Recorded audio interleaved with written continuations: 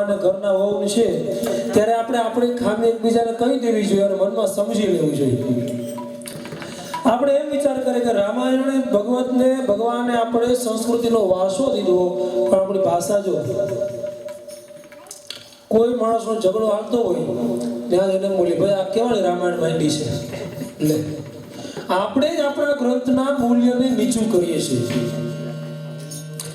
કઈ પણ વાત હોય તો એમ કહી કે મૂક ને ભાઈ રામાયણ.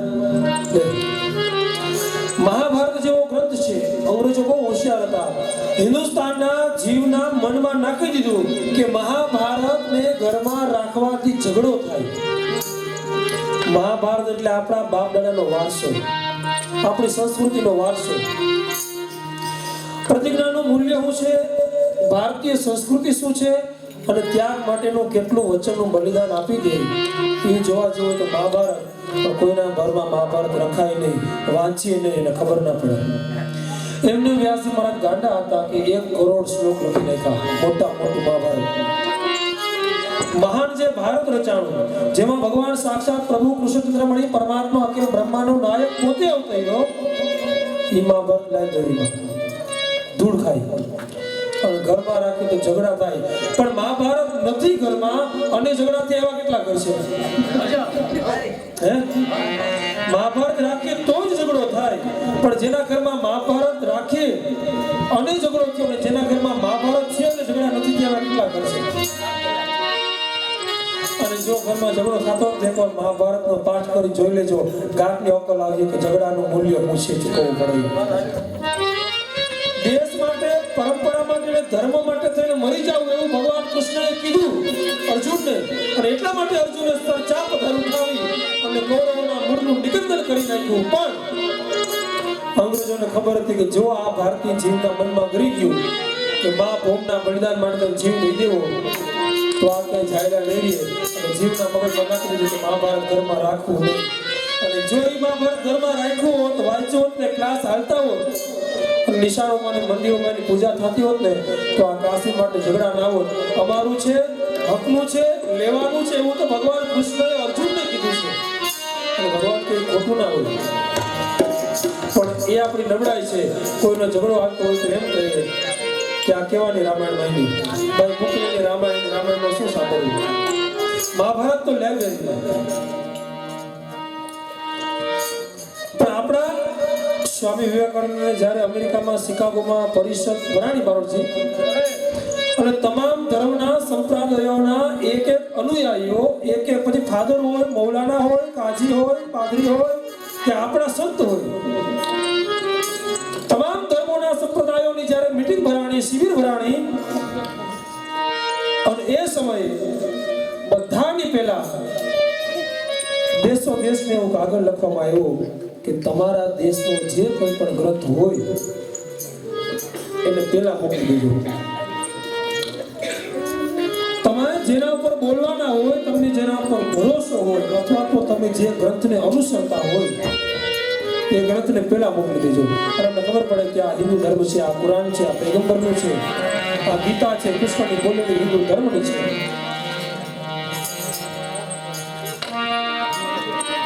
અને એ સમયે જ્યારે સ્વામી વિવેકાનંદનો વારો આવ્યો બોલવા માટે, બધાની છેલ્લે બહુ માહિતી, પણ એ મહાપુરુષ સ્વામી વિવેકાનંદ મહર્ષિ દયાનંદ સરસ્વતીના શિષ્ય, જેનું 12 હાથને ગોઠણના પગના ગોઠણથી નીચે જેનો હાથ હોય ને વીર પુરુષ કહેવાય. મહાપુરુષની જેની શોભા છે, જેની આજાન પૂજા છે, જેના લલાટમાં ત્રિપુંડ છે, એવા સ્વામી વિવેકાનંદ ઉભા થયા. બધાએ બોલી લીધું છે અને ગ્રંથોનો થપ્પો રાખેલો. એ ગ્રંથના થપ્પાની નીચે જો કોઈ ગ્રંથ હોય તો એ હતી શ્રીમદ ભાગવત ગીતા. અને બધાએ જેણે જેણે પણ ભાષણ કર્યું એને એમ કીધું કે આ નાનામાં નાની શ્રીમદ ભાગવત ગીતા છે, બધા કરતા નીચે છે, તો એના તરફથી જે ધર્મગુરુ આવ્યા હોય એ બધાની છેલ્લે બોલશે.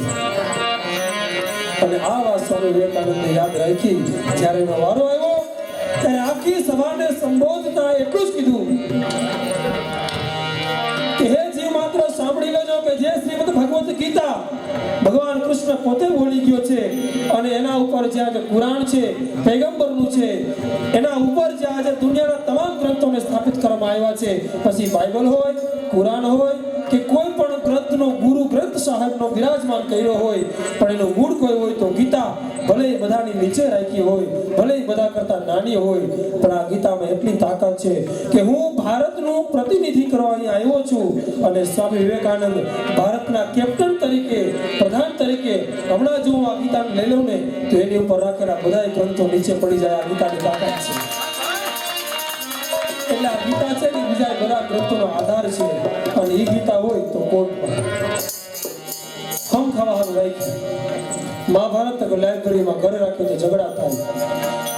કોઈ ઝઘડા કરતા હોય તો એવું બોલે કે ભાઈ મૂકને રામાયણ મહાભારત અને ગીતાનું મૂલ્ય નથી ને બાપ, એટલે જ ભટકવું પડે ઓહિયારું થઈને. આગવું દેવ ગણપતિ ઘરમાં ન હોય, દ્વાર પાસે રિદ્ધિ સિદ્ધિ લખેલું ના હોય, અને એટલે ભગવાન રામ કહી ગયો કે જગતની અંદર કળીકાળમાં કોઈ બિનહરીફ છૂટા હે તો એક જ એવો છે હનુમાન અંશીનો ઝાડુ. અને એનું જે સુંદર કાંડ એટલે વિભાગ એ સુંદર છે, મનોરમ્ય છે, જે દિવ્ય છે, એ હનુમાનજી મહારાજનો જે પાઠ કર્યો આપણે ભગવાન રાઘવેન્દ્રના ચરણોમાં અર્પણ કરીએ તો અમને સદબુદ્ધિ દેજો. અમે જીવતા ઘરે એકવાર ઓખાણ ઘણું સાંભળ્યું, ભાગવતજીએ ઘણો પાઠ કર્યો, રામાયણ સુંદરકાંડ રામ નામ ઘણું લીધું, પણ એકવાર મહાભારતમાં નજર કરવા દેજો, મૃત્યુ થાય નહીં. અને એકવાર સમજીને મહાભારત તમે વાંચજો અને હિન્દુસ્તાનનો ઇતિહાસ ને વારસો તમે જોજો, પછી ખબર પડશે બાપ કે શું વસ્તુ હતી એમાં. આપણે એમ જ છે કે દુર્યોધનને બસ ચીર અસ્ત્ર કર્યું, ના બાપ એમાં ઘણા મૂલ્ય છે. એક સ્ત્રીની માનવતા અને સમાજ વિચાર કરો ને, એક સામાન્ય સ્ત્રીના ચીર અસ્ત્રોના કેરી લેવાથી ભારત વર્ષના તમામ ક્ષત્રિયોનું બલિદાન દઈ દેવું યોગ્ય નિર્ણય હતો ભગવાનનો. પણ મહાભારતમાં એમ કીધું કે પરમાત્મા એમ કીધું કે કોઈ સામાન્ય સ્ત્રીના માનનો સવાલ નથી, સમૂચી નારી જાતિનો સવાલ છે. નારી જાતિના સન્માનની જરૂર છે, અને એ ન જોયું ને એટલે જ નારી જાતિનું સન્માન ન હોય. ઘરમાં હંજવારી પોતાનો કચરો કાઢવાનો, હસબન્ડથી એટલા પૈસાનું શોપિંગ કરવા માટે નારી નથી. ધન્ય જીજાબાઈ જેણે શિવાજી જન્મ્યો હતો, તલવારની ધાર ઉપર હિન્દુ ધર્મ રાખ્યો, હાથ મારીને કહેતી કે શિવા મરજે તરણ મેદાનમાં, યમ દેશની આર્ય રમણી અમર છે ઇતિહાસમાં. એક ભારતની આર્ય નારીને, આર્ય શક્તિને માં જગદંબાનું રૂપ કીધું છે, માં અષ્ટભુજાનું રૂપ કીધું છે. અને દરેક પુરુષની સિદ્ધિની પાછળ એટલે સ્ત્રીનો હાથ હોય. બાપનું ઢાંકણ બેટલું અને ઘરનું ઢાંકણ એ નાર, એ ઘરનું ઢાંકણ કીધું છે. નારી તું નારાયણી, નારી તું રતનની ખાણ, નારીથી નર યુગ જે ધ્રુવ પ્રહલાદ અને રામ. એટલે આપણા કવિ એમ કીધું કે જો રામની જરૂર હોય, જો કૃષ્ણની જરૂર હોય તો કોઈક માને કેજો કે કૌશલ્યા કે કઈ બની જાય, કોઈક માને એમ કેજો કે શકુંતલા બની જાય, તો એને ત્યાં આજે ભરત જન્મવા માટે તૈયાર છે. પણ એના માટે સ્ત્રીએ પોતાની લાયકાત, પોતાની પાત્રતા, પોતાનું માન, પોતાનું સન્માન અને પોતાની લક્ષ્મણ રેખાની અંદર રહેવું જોઈએ. તો આજે રામ આવે અને એ સ્ત્રીનું માન સન્માન જાળવવા માટે પુરુષ જવાબદાર છે. એ આ સુંદરકાંડની અંદર કીધું કે આદ્ય શક્તિ સીતાને ભગવાન રામે કેવી રીતે રાખ્યા. અને બાપ એ રાવણ રાક્ષસ હતો પણ બ્રાહ્મણ હતો, 4 વેદનો જાણકાર હતો, એટલે માં આદ્ય શક્તિને અશોક વાટિકામાં રાખ્યા હતા. એના માટે ચોકી ફેરો, એને એક પણ વસ્તુની ખામી ન થાય એટલે માં જગદંબાના રૂપથી રાખ્યો હતો. અને પોતાની પત્નીને ઇતિહાસમાં કોઈ દાખલો નથી કે પોતાની કોઈ પ્રેમિકાને કે પત્નીને કોઈ ખંભે બેહાડીને લઈ જાય, પણ રાવણ છે એને માં જગદંબા સીતાને ખંભે બેસાડ્યા. કારણ રાવણ જ્ઞાની અને સમજતો હતો, એને ખબર હતી કે માં આદિ શક્તિ છે, એને તો ખંભે બેહાડીને લઈ જવાય, એની ભીંગડી પકડી ના લઈ જવાય. એમ કરી રાવણે ઇતિહાસને કીધું કે મને બધી ખબર છે કે માં આદિ શક્તિ નારી જગદંબાનું રૂપ છે. પણ એને પૂર્વજન્મનો શ્રાપ હતો રાવણને કે તું મને વેર બાદથી બચશે, તું સીતાનું હરણ કરજે, હું ત્યાં આવીશ અને તારી સમૂચી રાક્ષસ જાતિનો ઉદ્ધાર કરીશ. બાકી 4 વેદનો જાણકાર રાવણે કેમ સીતા હરી લીધી હશે? અને વશિષ્ઠએ જેણા જોયા જોશ એ સીતાજીએ પલ ભરે સુખ ન પામ્યું કાગડા. એ રાવણ 4 વેદનો જાણકાર અને પુરાણિક જ્ઞાની એને આવી બુદ્ધિ કેમ સૂજી હશે કે પોતાના કુળનો નાશ કરવા તૈયાર થયો હશે? એવો આ રાક્ષસ જાતિનો બ્રહ્મ રાક્ષસ કેમ જન્મ્યો હશે? આ બધી જોવા તણી દિલ ઝંખના ખટકી રહી, પણ અંતે બ્રહ્માંડની મતિ અટકી રહી.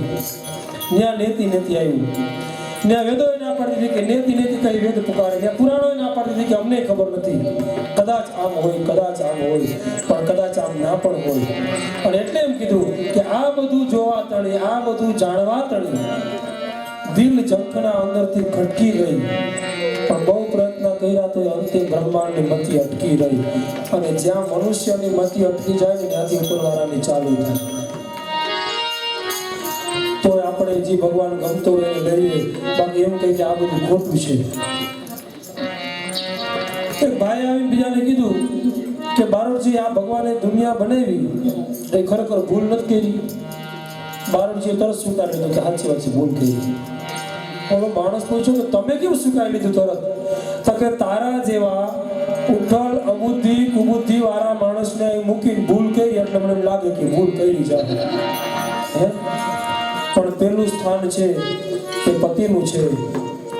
પતિ એ જ પરમેશ્વર. એ સીતાજીએ કીધું છે કે મારા રામને સિંદૂર વાળો છે, અને સિંદૂર ગમે છે એટલે જ હું રામને ગમું છું. એટલે તો હનુમાનજી મહારાજે પોતાના શરીરની અંદર બાપ સિંદૂર લગાડી દીધો. અને સિંદૂર ક્યારેય ન જાય એટલે તેલમાં આડોટા છે. ઘણા એવી વાતો કરે હનુમાનજી પગમાં લાગ્યું તેલ હજી ચોપડે, હજી નથી મેટ્યો પગ લે. ઘણા પોતાની રીતે સમજાવી દે. પછી બ્રાહ્મણ હલવાયો કે તેલ કેમ ચડાવાય? તો હનુમાનજી પર્વત લેવા ગયા ને, ભરતજીએ બાણ માર્યું પડી ગયા ને, તેદીનું પગ હજી દુખે, બધા તેલ ચડાવી લે.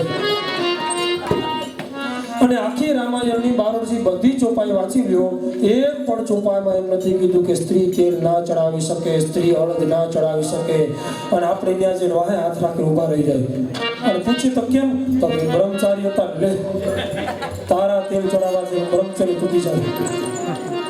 અને પાછી ઊંધાઈ જોજો બારોટજી. આ તો આપણે ઘરના છે ને કોમન સેન્સ, એક નોર્મલ વાતની વાત છે કે આપણે હનુમાનજીનું તેલ લઈ જવું. મારે તેલ આપો તો કેમ? તો કે સાથળમાં ઘસું દુખી એટલે લે. ત્યાં વાંધો નથી પાછો. જોતા ખરા, હનુમાનજીનું તેલ લઈ જવું છે. મરી કાળા અડદને અહીંયા બાંધવું છે, પોતાના હાથમાં, હાથની ભુજા પાસે બાંધવું છે બહેનોએ. એમાં હનુમાનજીનો વાંધો નથી. હનુમાનજીને પ્રસાદ કરી લાડવો ઘરે લઈ જાઓ અને ગળા બૂટ ઠાહી ઠાહી ખાઈ જાઓ. ત્યાં બ્રહ્મચારી નથી નડતા. અને જો મહારાજ એમ કે પેન તમારે ચડાવાય તો મહારાજ હારુડા છે, ભાઈ કઈ હારા નથી, લાવન બાપા ચડાવી દઉં. પણ આખી રામાયણ, આખો સુંદરકાંડ કે આખી હનુમાન ચાલીસામાં ક્યાંય એમ નથી કીધું કે સ્ત્રીઓથી છે ન ચડાવાય. આગે આપકી મરજી. આવો જે ન ચાહ્યો હનુમાનજી મહારાજનું સુંદરકાંડનું પાઠ અર્પણ કર્યું. ભગવાનનું, રામ પ્રભુનું, સીતાના વિયોગનું એ સરસ મજાનું બારોટના સ્વરે ભજન સાંભળીએ અને પછી થાળ આરતી બાજુ જઈએ.